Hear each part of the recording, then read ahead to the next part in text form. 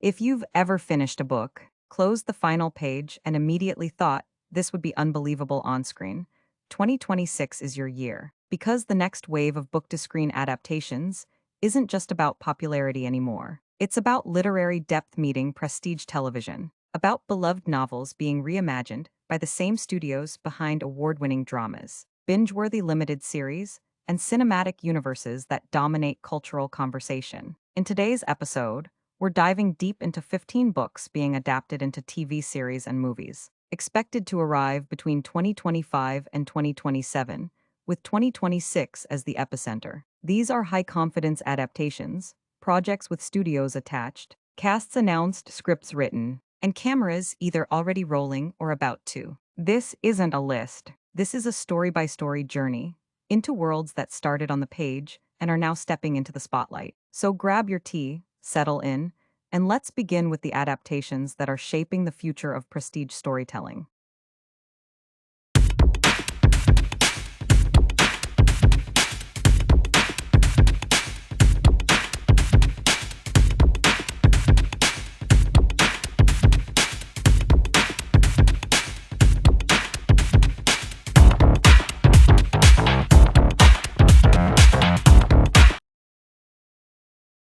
The Nightingale, author Kristen Hanna, adaptation feature film, studio TriStar Pictures, expected window 2026. There are books that move you, and then there are books that stay with you for life. The Nightingale belongs firmly in the second category. Set in Nazi-occupied France, this novel tells the story of two sisters navigating survival, resistance, love, and moral courage during World War II. What makes it so powerful isn't the scale of war, it's the intimacy of choice, the quiet heroism, and the cost of survival. The upcoming film adaptation has been in careful development for years, and that's a good thing. This isn't being rushed. This is being handled like a prestige historical epic, with a focus on emotional realism rather than spectacle. Casting announcements point toward award-caliber performances, with the sisters portrayed by actresses known for emotional range rather than blockbuster flash. The production design leans heavily into authenticity, muted palettes, lived-in spaces, and a cinematic language that mirrors the novel's restraint. For readers, the biggest question is always, will it honor the heart of the book? Everything so far suggests yes. This adaptation isn't trying to modernize the story or soften its edges. It's leaning into what made the novel unforgettable, the brutal choices, the quiet defiance, and the idea that heroism doesn't always look heroic. If you loved Atonement, All the Light We Cannot See, or The English Patient, this one is already calling your name. Red Queen, author Victoria Aveyard, adaptation TV series, platform Peacock, expected window 2026. From historical realism, we move into full-scale fantasy rebellion. Red Queen is finally getting the adaptation fans have been waiting for, and this time, it's happening in episodic form, where the story actually has room to breathe. The world of Red Queen is built on power, literal power, divided by blood. Silvers rule with supernatural abilities. Reds serve without them, and Mare Barrow, our protagonist, disrupts everything. The series format allows the adaptation to expand. Asterisk the political intrigue. Asterisk the royal court dynamics. Asterisk the moral ambiguity of rebellion. Early production details suggest a darker, more mature tone than typical YA adaptations. This isn't glossy fantasy. This is Game of Thrones-adjacent world building with betrayal, shifting alliances, and characters who don't stay neatly good or evil. Casting focuses heavily on unknown and emerging actors, which is a deliberate choice. It allows viewers to see the characters first, not the celebrity. For book fans worried about oversimplification, the showrunners have publicly emphasized faithfulness to character arcs, especially Mare's internal conflict and the evolving dynamics between power, identity, and resistance. This is one of those adaptations that could redefine how YA fantasy is treated on screen, not as teen content, but as serious genre storytelling. The Graveyard Book, author Neil Gaiman's, adaptation, animated feature film, Studio Disney, expected window 2026. Some stories don't just adapt well to animation, they belong there. The Graveyard Book is one of them. This is a coming-of-age story wrapped in gothic fantasy about a boy raised by ghosts, protected by the supernatural, and slowly discovering who he is in a world that isn't entirely alive or dead. Disney's animated adaptation has surprised many, but in the best way. Rather than smoothing out the darkness, the studio is leaning into a timeless, storybook aesthetic, reminiscent of stop-motion influences and hand-drawn textures. The tone is eerie but gentle, whimsical but profound. Voice casting is where this adaptation truly shines. The lineup includes veteran actors known for vocal nuance rather than star power, perfect for a story where atmosphere matters more than spectacle. What makes this adaptation especially exciting is its respect for quiet moments. The film isn't rushing to action beats. It allows space for reflection, loneliness, curiosity, the same emotional pauses that made the book resonate with readers of all ages. The Seven Husbands of Evelyn Hugo, author Taylor Jenkins Reid. Adaptation feature film, platform Netflix, expected window 2026. Few adaptations come with expectations this intense. The Seven Husbands of Evelyn Hugo isn't just a novel, it's a cultural phenomenon. A story about fame, identity, love, and the price of survival in old Hollywood. Netflix's adaptation is leaning fully into the glamour meets tragedy aesthetic. Think Golden Age Hollywood visuals contrasted with deeply modern emotional themes. Casting has been the subject of intense discussion, and while final announcements are still rolling out, the direction is clear: actors chosen for presence, chemistry, and emotional gravity, not just name recognition. The film structure mirrors the book's interview format,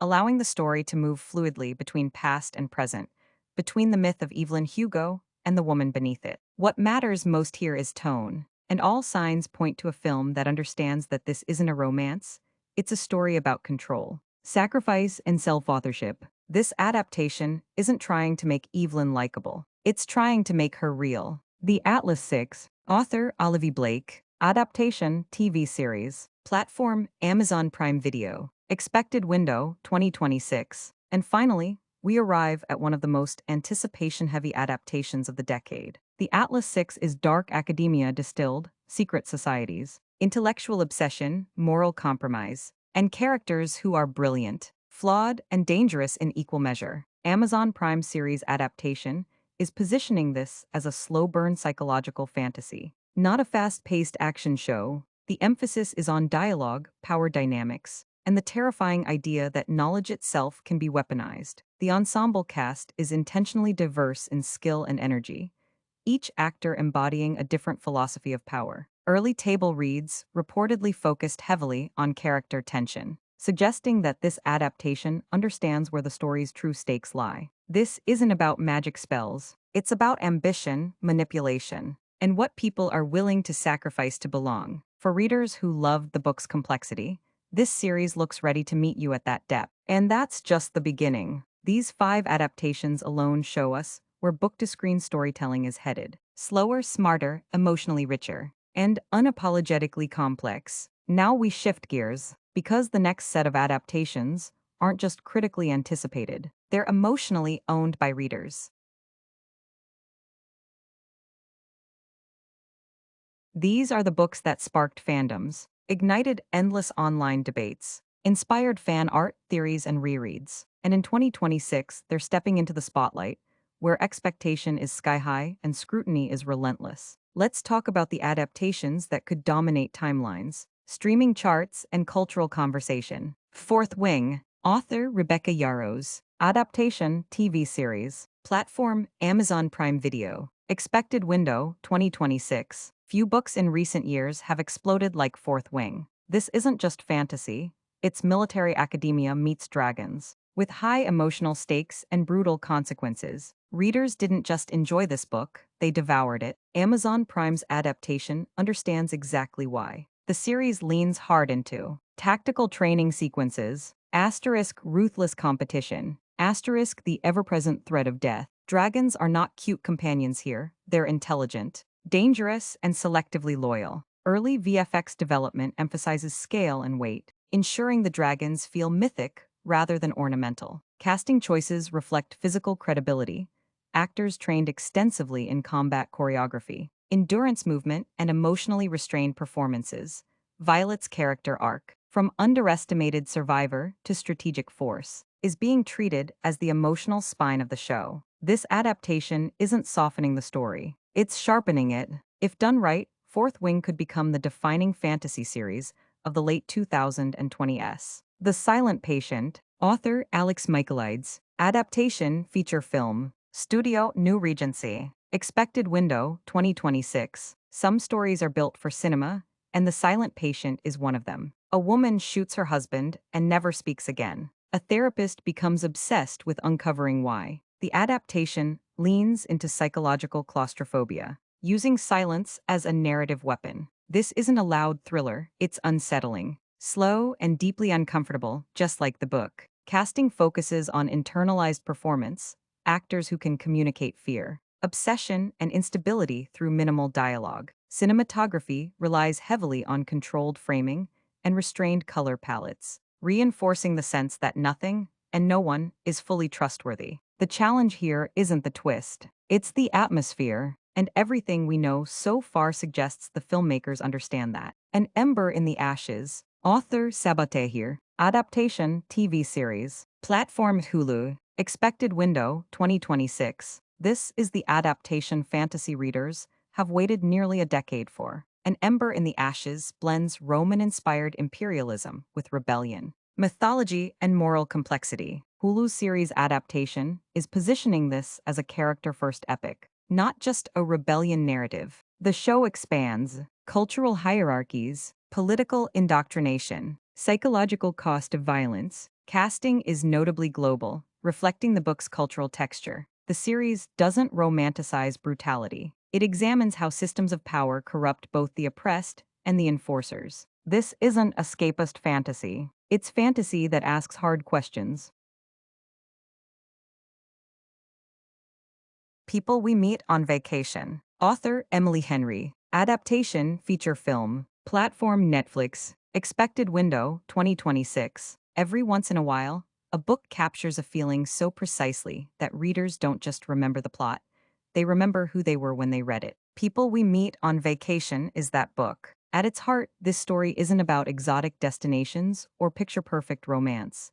It's about timing, about missed moments, emotional avoidance, and the quiet tension that builds when two people are never quite on the same page, even when they're standing right next to each other. Netflix's adaptation understands that the magic here isn't spectacle, it's chemistry. The film structure preserves the novel's dual timeline, moving between past vacations and the present-day emotional fallout. This allows the story to unfold gradually, revealing how small moments accumulate into life-changing realizations. Casting focuses heavily on naturalistic performances, actors who can convey intimacy through silence, glances, and unfinished sentences. The goal isn't heightened drama, it's emotional authenticity. Visually, the film leans into warm, sun-soaked palettes for the past, contrasted with more grounded, muted tones in the present, mirroring the emotional distance between the characters. What makes this adaptation especially exciting is its restraint. It doesn't try to reinvent the story.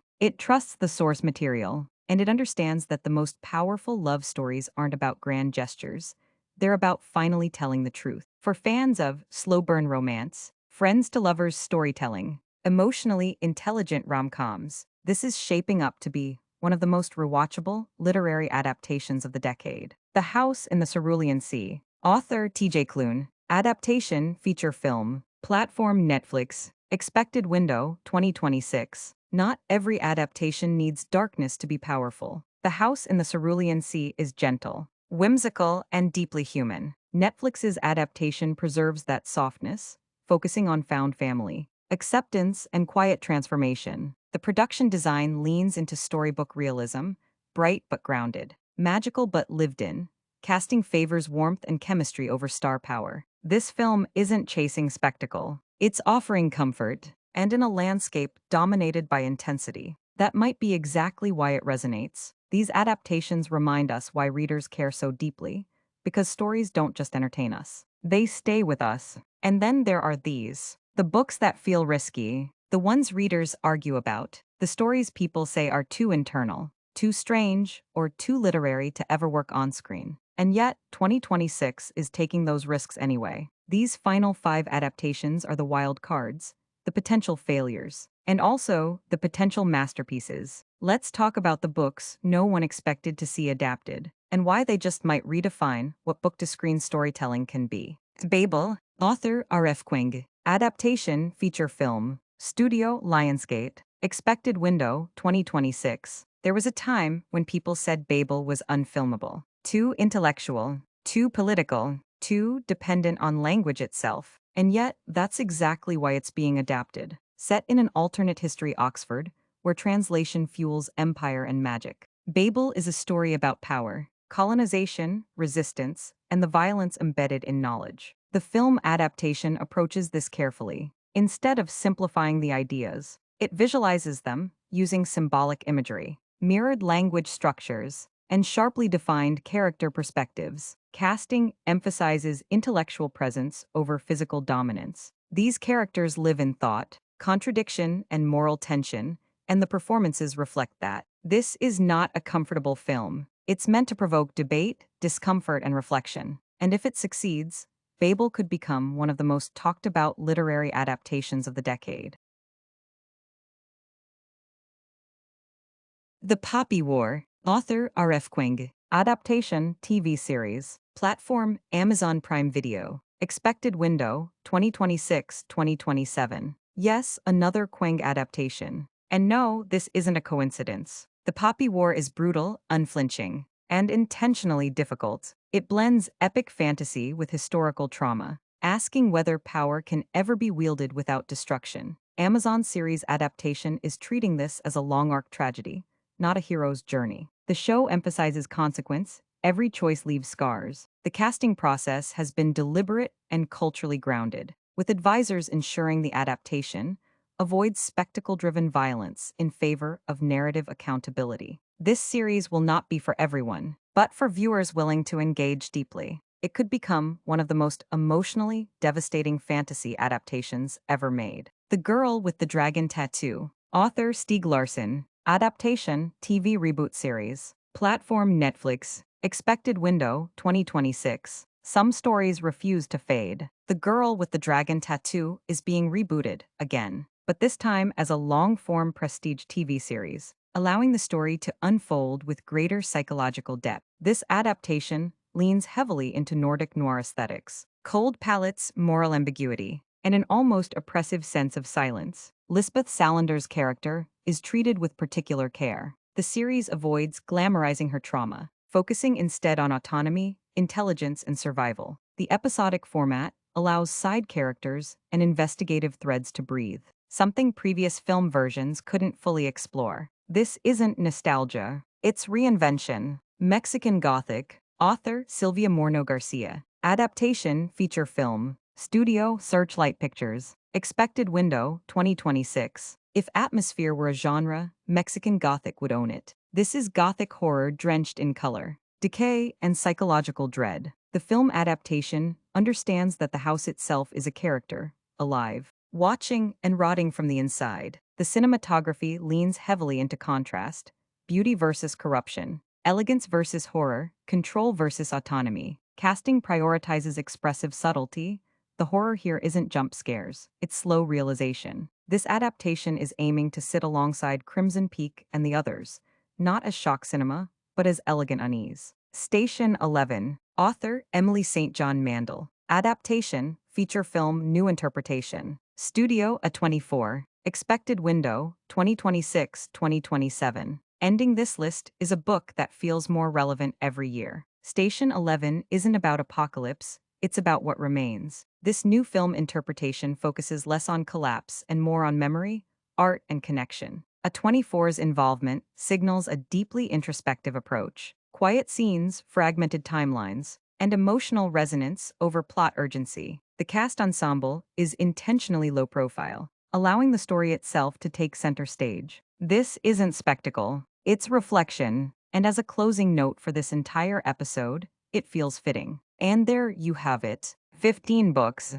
15 adaptations, 15 chances for stories we loved on the page to change how we experience them on screen. Some will thrill us, some will divide opinion, some might even disappoint, but all of them prove one thing: books are not losing relevance, they're shaping the future of visual storytelling. If you've read any of these, now is the moment to revisit them. If you haven't, this is your sign. Because before the trailers drop, before the casting debates explode, before the internet decides how it feels, it always starts with the book. If you enjoyed this deep dive, consider saving this episode for later or sharing it with someone who always says the book was better. Because sometimes the screen version just gives us another way to love the story.